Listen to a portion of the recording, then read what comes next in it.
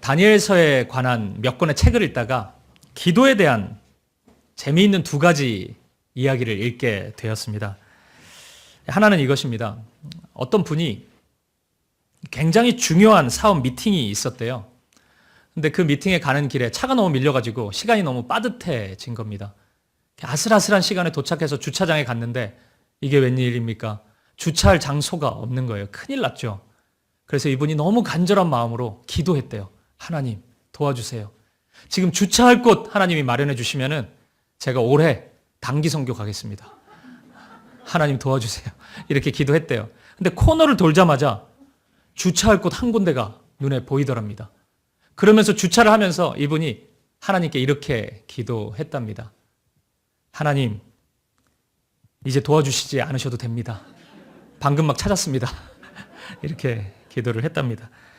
하나님 앞에서 우리의 기도, 우리의 마음이 얼마나 가벼운지를 보여주는 이야기인 것 같습니다. 또 이런 이야기를 제가 읽게 됐어요. 영국에서 있었던 일이랍니다. 마을 중앙에 가운데 오래된 교회가 있었는데 그 옆에 어떤 건축을 막 하더래요. 그래서 무슨 건물인가 했는데 다 짓고 나니까 나이트클럽이 지어졌답니다. 그 교인들의 마음이 굉장히 힘들었겠죠. 이거 어떡하나. 근데 예배가 이제 드릴 때마다 이 막 클럽 소리가 들리고 막 음악 소리가 들리고 이러니까 집중이 안 되죠. 성도들이 함께 자리에 모여가지고 이제 대책을 논의했대요. 어떻게 해야 되나. 근데 모두의 마음이 기도부터 하자 우리가. 뭐 다른 방법을 찾지 말고 기도하면 되지 않겠나. 이래서 기도를 시작했답니다. 근데 얼마 지나지 않아서 굉장히 충격적인 일이 벌어졌대요. 그 클럽에 불이 나가지고 다 그 건물이 타버렸답니다. 다행히 인명피해는 없었는데 더 이상 이제 그 클럽은 이제 운영되지 못하게 된 거죠. 성도들이 모여가지고 하나님께 감사하면서 하나님이 우리의 기도를 들으셨다. 드디어 우리가 하나님 예배에 집중할 수 있게 됐다. 뭐 이렇게 고백했답니다. 근데 이 소식을 들은 이 클럽 사장이 너무 화가 나가지고 고소를 했대요. 교회 때문에 우리가 이렇게 지금 영업 손실이 났다. 교회가 책임져야 된다. 그래서 법정에 가게 됐답니다. 교회 목사님도 오시고 또 클럽 사장님도 오시고 이렇게 서게 됐대요. 근데 이 목사님이 이렇게 얘기를 했대요. 판사님, 그게 말이 됩니까? 우리가 기도한다고 갑자기 불이 나고 뭐 그 클럽이 문을 닫고 그런 게 말이 됩니까? 말이 되는 소리를 해야죠. 저는 그렇게 믿지 않습니다. 이렇게 얘기했답니다. 담당 판사가 이 이야기를 듣고 이렇게 판결을 했대요. 클럽에 불난 게 교회의 기도 때문이라는 법적인 근거가 없습니다. 그래서 클럽의 주장을 받아들일 수가 없습니다. 근데 제가 오늘 재판을 하면서 한 가지 분명히 깨달은 게 있습니다. 클럽 사장이 교회 목사보다 믿음이 더 좋은 것 같습니다. 이렇게 고백을 했답니다. 이게 사실인지 모르겠는데 뭐 책에 있더라고요. 기도의 능력에 대해서 우리가 얼마나 불신하고 얼마나 가볍게 여기는지를 보여주는 이야기인 것 같습니다. 오늘 본문은 다니엘의 기도를 우리에게 소개하고 있습니다. 이 기도문이 정말 소중해요. 왜냐하면 기도에 대한 아름다운 중요한 이야기들이 이 기도문 안에 다 담겨져 있기 때문입니다. 그래서 어떤 신학자는 이 다니엘의 기도를 두고 구약에 나와 있는 수많은 기도가 있는데 그 기도 중에 가장 탁월하고 가장 아름다운 기도다. 이렇게 평가하기까지 했습니다.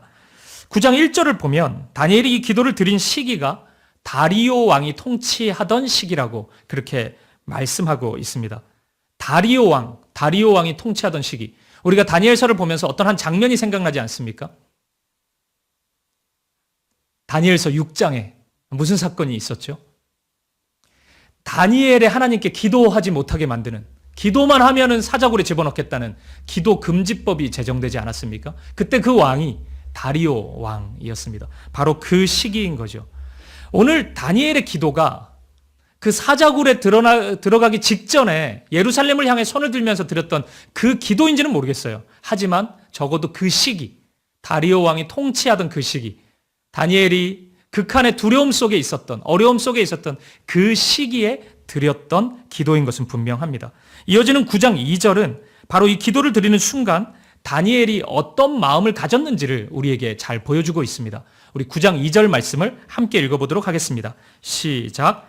곧 그 통치 원년에 나 다니엘이 책을 통해 여호와께서 말씀으로 선지자 예레미야에게 알려주신 그 연수를 깨달았나니 곧 예루살렘의 황폐함이 70년 만에 그치리라 하신 것이니라. 아멘. 다니엘은 갑자기 하나님의 말씀이 기록된 책을 읽습니다. 오늘 우리로 표현한다면 성경 말씀을 읽은 것이겠죠. 이 성경은 예레미야서인 것 같습니다. 예레미야 25장에 보면 이스라엘 민족이 바벨론의 포로로 잡혀가고 70년의 기한이 차면 다시 예루살렘으로 복귀할 것이라는 말씀이 있었기 때문입니다. 그러면 다니엘이 이 기도를 드렸던 시기에 대한 힌트가 또 하나 우리에게 주어지죠. 언제입니까? 이스라엘 백성들이 70년의 기한이 이제 거의 다 찼기 때문에 다시 예루살렘으로 돌아가기 전, 다시 집으로 돌아갈 그때 드렸던 기도인 것입니다. 70년의 노예 생활을 마치고 다시 집으로 돌아갈 그 시간, 이스라엘의 영적인 아비와 같았던 다니엘이 이 기도를 하나님께 드렸던 것입니다. 여러분, 우리가 만약 기도를요, 내가 원하는 간절한 것이 있는데 그걸 하나님께 받아내는 행위로만 우리가 기도를 규정해 버린다면 지금 다니엘은 사실 기도할 게 별로 없습니다. 뭐 이런 게 기도이지 않겠습니까? 하나님, 70년이 차야지 예루살렘으로 다시 돌아간다고요? 그거 너무 많습니다. 조금 줄여가지고 10년으로 하죠. 10년 만에 돌아갈 수 있도록 하나님 은혜 베풀어 주십시오. 도와주십시오. 이런 게 기도이지 않겠습니까? 근데 지금 70년이 다 차버렸단 말이에요. 그럼 뭐가 기도입니까? 우리 70년 고생했는데 주님, 저하고 약속하셔야 됩니다. 다시는 이런 일 일어나면 안 됩니다. 다시는 우리가 노예생활 한다든지 우리가 고통 가운데 있다든지 어려움 가운데 있으면 절대 안 됩니다. 주님 약속해요 저하고. 뭐 이런 게 기도이지 않겠습니까? 뭘 기도했을까요? 제가 20대 시절 이제 신학을 시작하고 기도에 대해서 배우면서 제가 제일 의아했던 기도에 대한 표현이 있습니다. 웨스트민스터 소요리 문답에 보면 기도에 대해서 말하기를 하나님이 은혜를 베풀어 주시는 수단, 은혜의 방편 세 가지가 있는데 그중 첫 번째가 하나님의 말씀인 성경이고 두 번째는 성례, 성찬과 세례이고 세 번째가 기도이다. 이렇게 기록되어 있습니다. 소개하고 있어요. 저는 이것이 조금 의아스러웠습니다. 기도가 하나님의 은혜의 통로가 된다? 만약에 그러려면 내가 기도하는 대로 다 받아야 되지 않습니까?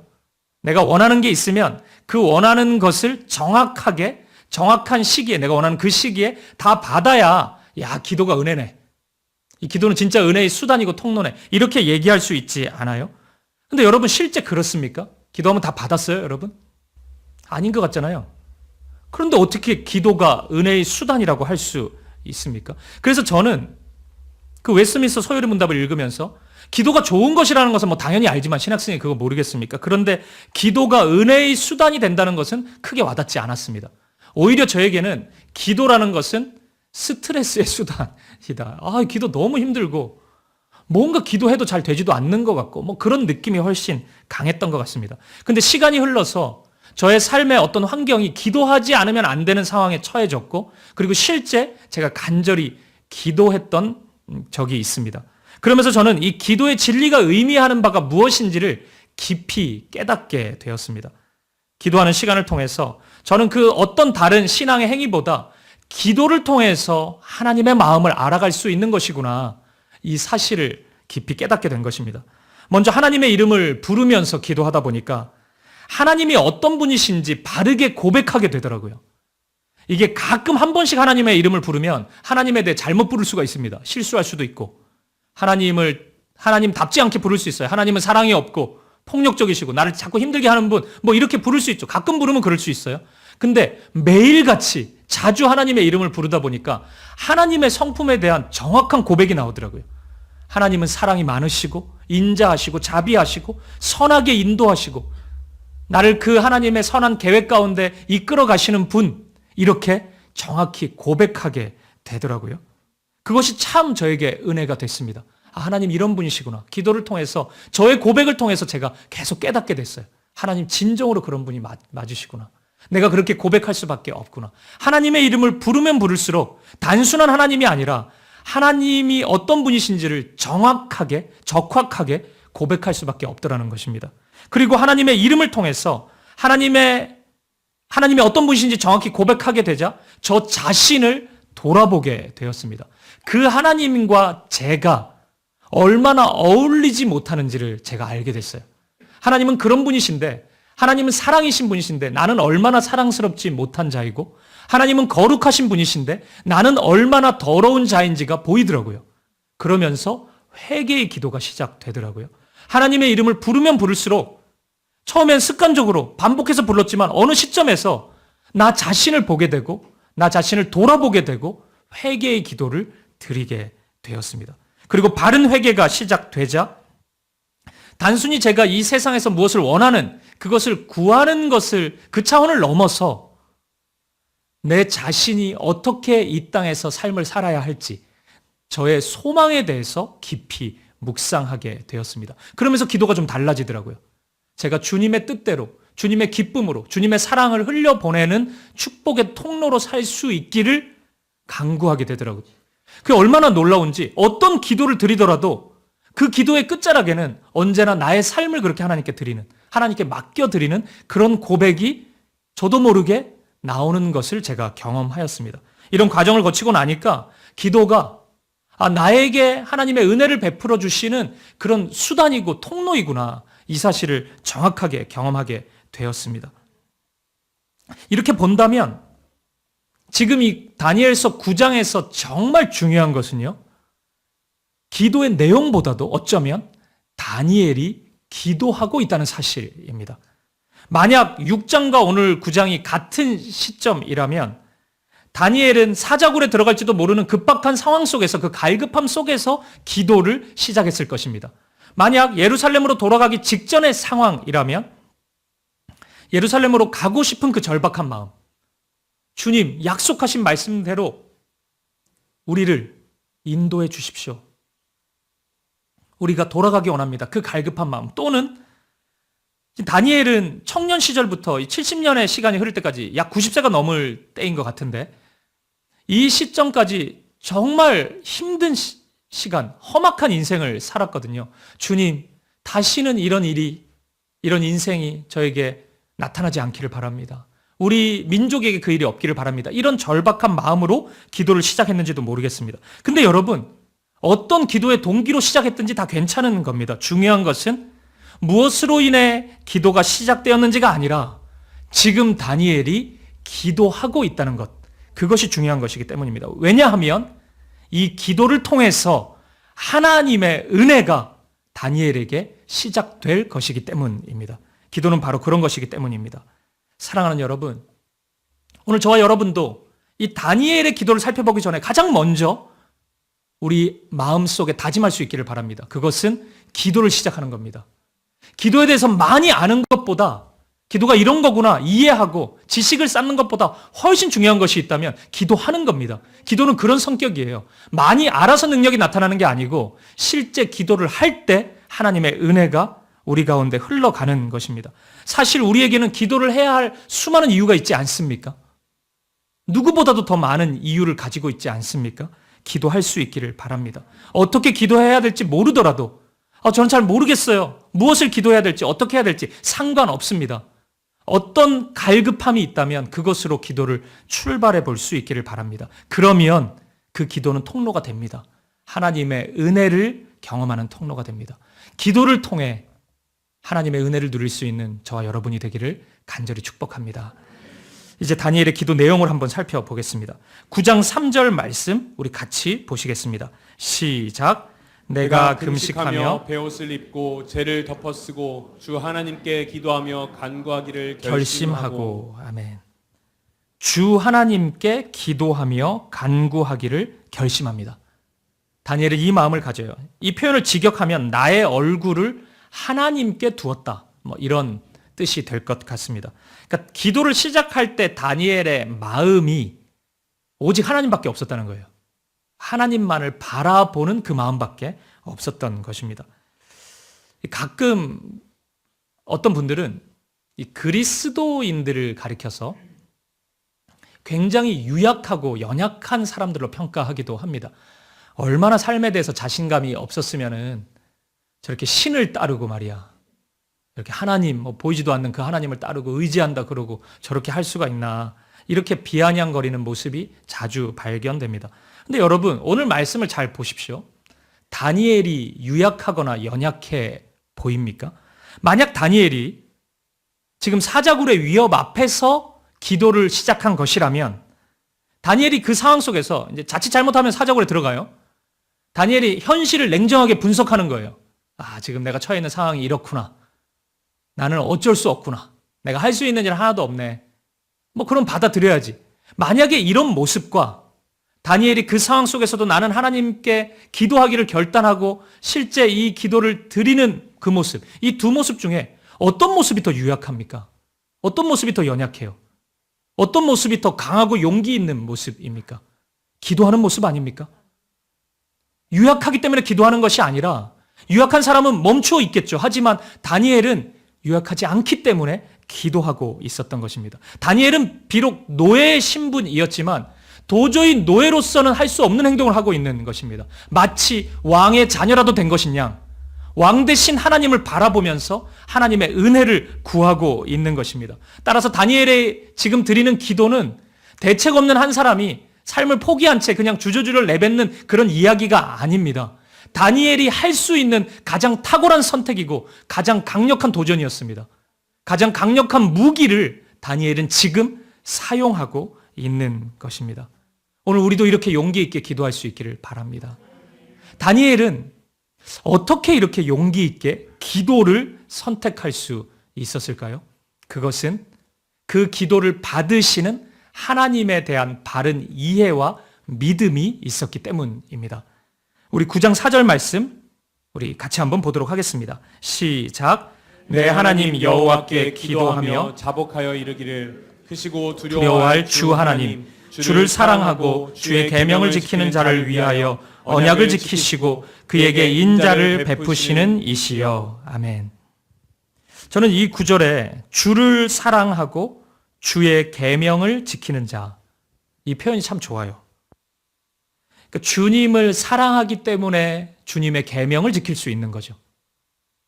그러니까 주님을 사랑하지 않으면은 주님의 계명, 주님의 입에서 나오는 말씀을 지키기가 굉장히 힘들어요. 사랑하지도 않는 자의 말씀을 뭐 하려고 따릅니까? 그거 나 힘들게 하려고 주신 말씀이면 어떡하려고요? 나를 사랑하기 때문에 주신 말씀인 걸 아니까 그 말씀에 순종할 힘을 얻게 되는 거잖아요. 이 사랑과 말씀, 특별히 말씀에 대한 순종은 언제나 같이 가는 거죠. 사랑하지 않으면 불순종합니다. 하지만 사랑하면 순종하죠. 다니엘은 진짜 주님을 사랑했던 자입니다. 왜요? 극한의 상황 속에서도 말씀에 순종하지 않습니까? 다니엘이 말씀에 순종하면서 요거 지키면 하나님이 뭐 주시려나? 요거 주세요. 제가 적어놓은 거 있습니다. 리스트가 10개. 순서대로 주세요. 이런 기대감으로 말씀을 지켰겠어요? 그러면은 사자굴, 풀무불 뭐 이런 데서 견뎌내질 못해요. 다니엘은 오직 하나, 주님을 사랑하는 마음 때문에 주님의 말씀에 따를 수 있었던 것입니다. 우리 지난주에 제가 나눴던 말씀, 이 짐승의 나라의 백성들이 삶을 살아가는 그 동기와 하나님의 나라의 백성들이 살아가는 동기가 차이가 있다 그랬잖아요. 짐승의 나라의 백성들은 어떤 동기로 살아간다 그랬죠? 원하는 것을 얻기 위한 열망, 그 욕심, 그것으로 살아갑니다. 근데 하나님 나라 백성들은요, 하나님의 사랑의 힘으로 살아가는 거죠. 오늘 다니엘이 그런 거죠. 다니엘이 1장에서 왕이 내려주는 산의 진미를 거부할 수 있었던 이유, 사자굴의 위협 앞에서도 내가 사자굴에 들어간다 할지라도 기도를 하겠다, 이런 결정을 한 이유는 그것으로부터 하나님께로 뭘 받을 요량이 아니라 오직 하나님을 사랑하는 마음 때문에 이럴 수 있었던 것입니다. 하나님을 사랑하기에 하나님 외에 다른 것을 택하지 않았던 것입니다. 오직 하나님만을 사랑하기에 하나님이 기뻐하지 않는 길, 수많은 사람들이 그 길을 걸어가고 있었는데 그 길을 택하지 않고 하나님이 원하시는 길, 그 길이 비록 좁고 협잡하다 할지라도 그 길을 선택할 수 있었던 것입니다. 마치 선택지가 단 하나밖에 없는 것처럼 그 사랑의 힘으로 다니엘은 가장 사랑하는 주님 앞으로 나아갈 수 있었던 것입니다. 그리고 우리가 꼭 기억해야 되는 또 다른 진리 하나가 여기에 있습니다. 우리 하나님이 바로 그러한 자, 하나님 사랑하고 그 사랑 때문에 말씀에 순종하는 자를 진심으로 사랑한다는 것입니다. 하나님은 그러한 자를 언제나 찾고 계시고 그러한 자를 온 힘을 다해서 사랑하시는 분이십니다. 따라서 여러분, 우리 하나님을 무슨 AI 로봇처럼 생각하지 마십시오. 하나님 사랑해요. 됐죠? 뭐 이렇게 하면 뭐 다 내가 했잖아요, 하나님. 입력이 안 됩니까, 하나님께는? 뭐 이런 식으로 관계를 맺으려고 하지 마세요. 하나님은 지금 우리의 관계보다 더 깊은 사랑의 관계로 나아가기를 원하십니다. 더 깊이 사랑하기를 원하고 사랑받기를 원하시고 그 사랑을 주고받으면서 더 깊은 사귐으로 나아가기를 원하시는 분이십니다. 사랑하는 여러분, 주님 더욱 사랑하고 그 사랑 때문에 주님의 말씀 앞에 더 가까이 나아갈 수 있는 저와 여러분 되시기를 간절히 축복합니다. 이제 다니엘은 이 기도 속에서 하나님 이름을 부르고 하나님이 어떤 분이신지를 확인했습니다. 그러자 다니엘은 이어서 회개의 기도를 시작합니다. 말씀드린 것처럼 하나님에 대해 온전히 고백한 사람은 가장 먼저 회개할 수밖에 없습니다. 그 하나님과 전혀 어울리지 않는 내 안의 죄와 어두움을 발견할 수밖에 없기 때문입니다. 9장 5절과 6절 말씀을 우리 같이 한번 읽어보도록 하겠습니다. 시작. 우리는 이미 범죄하여 패역하며 행악하며 반역하여 주의 법도와 규례를 떠났사오며 우리가 또 주의 종 선지자들이 주의 이름으로 우리의 왕들과 우리의 고관과 조상들과 온 국민에게 말씀한 것을 듣지 아니하였나이다. 아멘. 이 다니엘의 회개 기도의 특징은 자신의 죄악을 낱낱이 고백하는 것, 그리고 그것을 넘어서 민족의 죄악까지 고백하고 있다는 겁니다. 이 회개 기도가 무려 9장의 14절까지 가장 많은 분량을 차지하고 있습니다. 계속 이어지고 있습니다. 여기서 잠깐 이 회개에 대한 몇 가지 부분을 생각해 보고 싶습니다. 질문을 좀 드려볼게요. 여러분, 지금 다니엘이 회개 기도하고 있는데 다니엘이 지금 회개 기도하지 않으면 다니엘은 구원 못 받습니까? 다니엘은 하나님의 자녀가 아닙니까? 하나님이 그렇게 선언할까요? 아니겠죠. 그러면 다니엘이 지금 회개 기도하지 않으면 이 민족이 예루살렘으로 가지 못합니까? 취소될까요? 내가 원래 계획은 가는 거였는데 너희가 회개를 안 해가지고 못 가겠다 거기. 하나님이 이렇게 말씀하실까요? 그런 것 같기도 하고 아닌 것 같기도 하죠. 근데 아니겠죠. 하나님이 무슨 뜻을 그렇게 왔다 갔다 하면은 불변하시는 신실하신 하나님이라고 우리가 고백하기가 어렵지 않습니까? 그런 거 아닐 겁니다. 약속대로 예루살렘으로 갈 겁니다. 근데 왜 회개해야 됩니까? 그럼 뭐 변하는 것도 없는데 다니엘은 왜 회개해야 돼요? 그냥 죄 짓고 살아도 되지 않습니까? 그건 또 아닌 것 같고, 그죠? 회개는 언제 하는 거예요? 회개 기도는 왜 하는 겁니까? 우리가 하나님의 자녀이면서도 우리가 죄악 가운데 반복해서 거하면 하나님은 우리를 어떻게 바라보실까요? 어떻게 생각하세요? 우리 하나님이 우리를 내버려 두실까요? 아니면 우리에게 징계하실까요? 하나님은 징계하십니다. 우리가 죄악 가운데 있으면 징계하세요. 그러면 어떻게 징계하실까요? 구원을 취소시켜 버리실까요? 그건 아니겠죠. 구원은 하나님이 주신 것이기 때문에 영원한 것입니다. 그러면 어떻게 징계하실까요? 사고가 일어날까요? 뭐 어려운 일이 계속 발생될까요? 반복해서 막 힘든 일이 벌어질까요? 뭐 학생이면 공부 열심히 했는데도 갑자기 시험 치러 가면 생각 하나도 안 나고 뭐 이런 일들이 벌어질까요? 어떻게 생각하십니까? 하나님은 그렇게 징계하지 않으십니다. 하나님의 징계는 이것이에요. 우리가 하나님의 자녀라면 마땅히 하나님과 깊은 사귐을 나눌 수 있는 자입니다. 아버지 되신 하나님과요. 그래서 그 사랑, 그 은혜가 허락해 주는 즐거움이 우리 안에 넘쳐 흐르게 돼요. 그래서 매사가 즐겁습니다.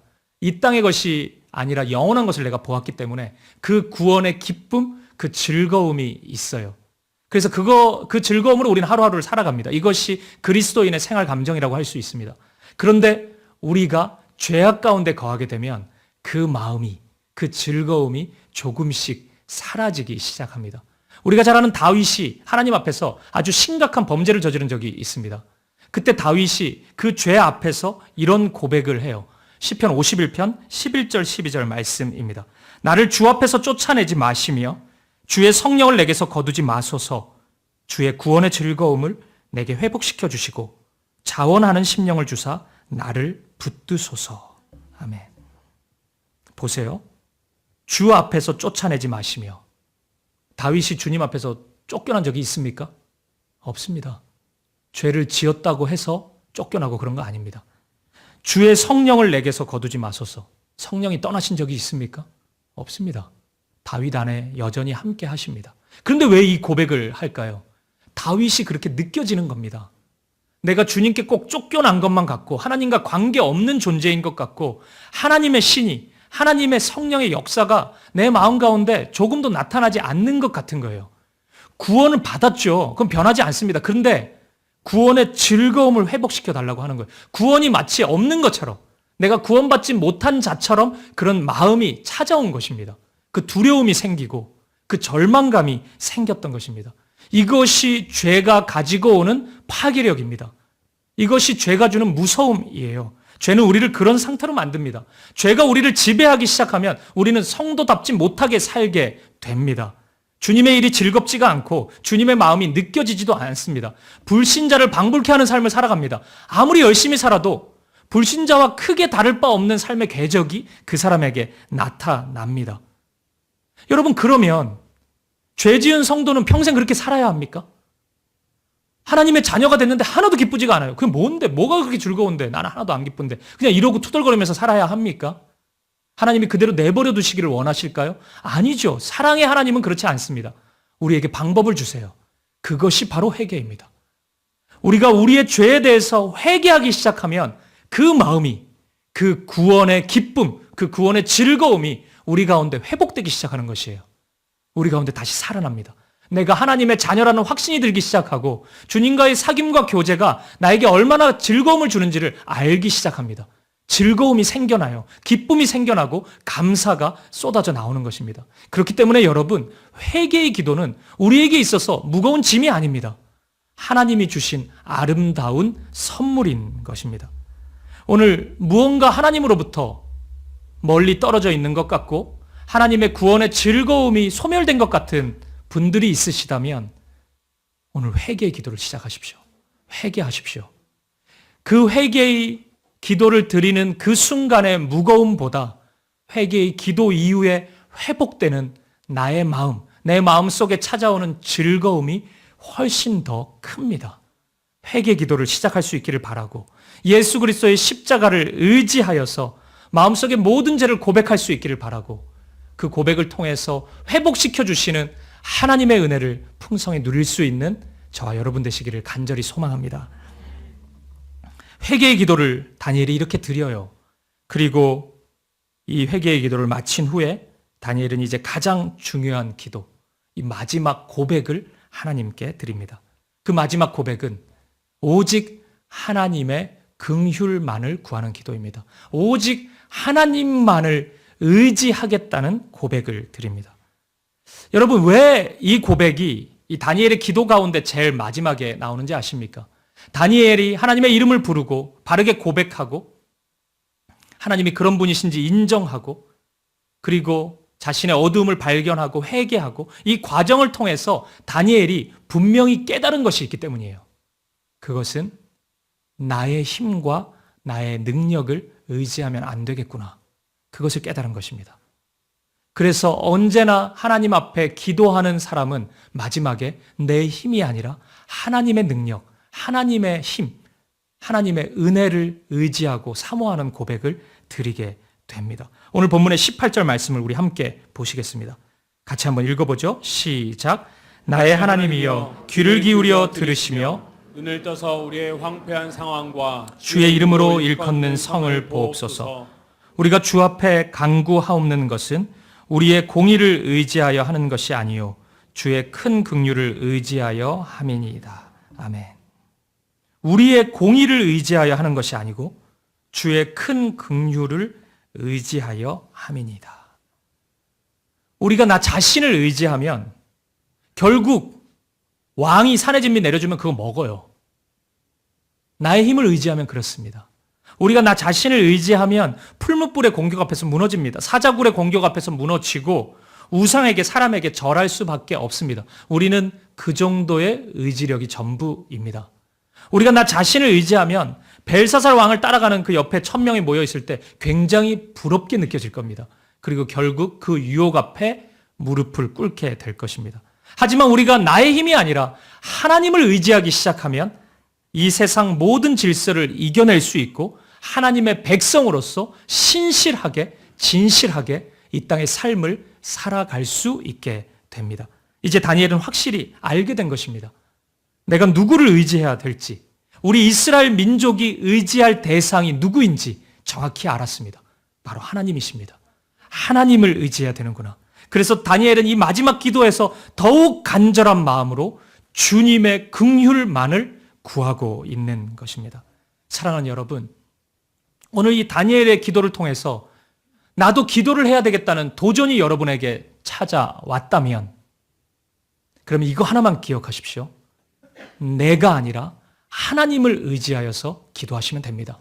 어떤 기도의 제목을 가지고 하나님 앞에 나아가더라도 여러분, 나의 힘, 나의 공로, 나의 행함이 아니라 예수님, 주님을 의지하고 주님의 공로 의지하고 주님의 행하신 그 십자가를 의지하면서 기도하면 됩니다. 그러면 바른 기도가 이루어지고 그러면 하나님의 은혜가 우리 가운데 찾아오기 시작하는 것입니다. 오직 주님만 의지하고 주님의 긍휼만을 구할 수 있는 저와 여러분 되시기를 간절히 축복합니다. 우리 말씀을 마무리하겠습니다. 오늘 본문의 다니엘의 기도는 이 다니엘서에 나오는 다니엘과 세 친구가 보여준 많은 믿음의 행동들이 있는데 그 중에서 가장 아름답게 빛나는 모습이라고 할 수 있습니다. 우리가 1장부터 9장까지 살펴봤는데 각 장에 다니엘이 한 명씩 있었다면 이 9명의 다니엘 중에 이 9장에 있는 다니엘이 가장 큰 거인입니다. 영적으로 가장 큰 모습으로 지금 서 있습니다. 누군가는 이 위기의 순간에, 이토록 다급한 순간에 뭘 기도하고 앉았냐고 이렇게 비아냥거릴 수도 있을 겁니다. 다른 일 빨리 해야지. 이렇게 다급한데 그렇게 여유 있어? 기도하고 있어? 이렇게 다그칠지도 모르겠어요. 하지만 여러분, 기도가 가장 중요한 것입니다. 가장 위기의 순간에, 다급한 순간에 우리는 기도부터 시작해야 되는 것이에요. 이스라엘 민족이 이제 70년 만에 예루살렘으로 돌아갈 시간이 되었다면 많은 이들이 이런저런 준비 때문에 다급했겠죠.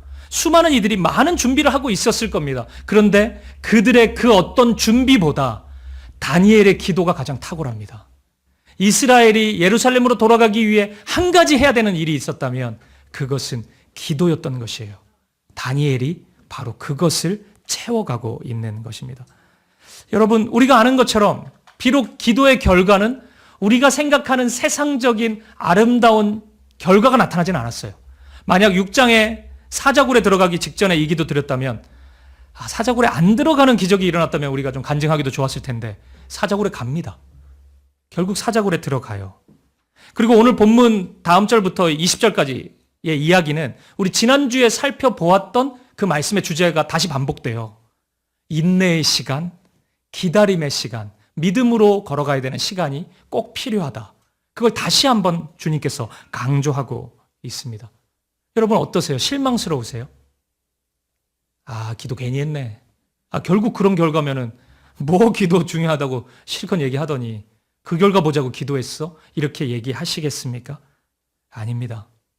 다니엘은 이 기도를 통해서 자신의 몸과 마음이 정결하게 되는 것을 경험합니다. 이스라엘도 그것을 경험합니다. 그리고 무엇보다 다니엘과 이스라엘은 적어도 이 순간 자신의 힘과 능력을 신뢰하지 않고 오직 주님의 힘과 능력을 의지할 수 있게 되었기 때문입니다.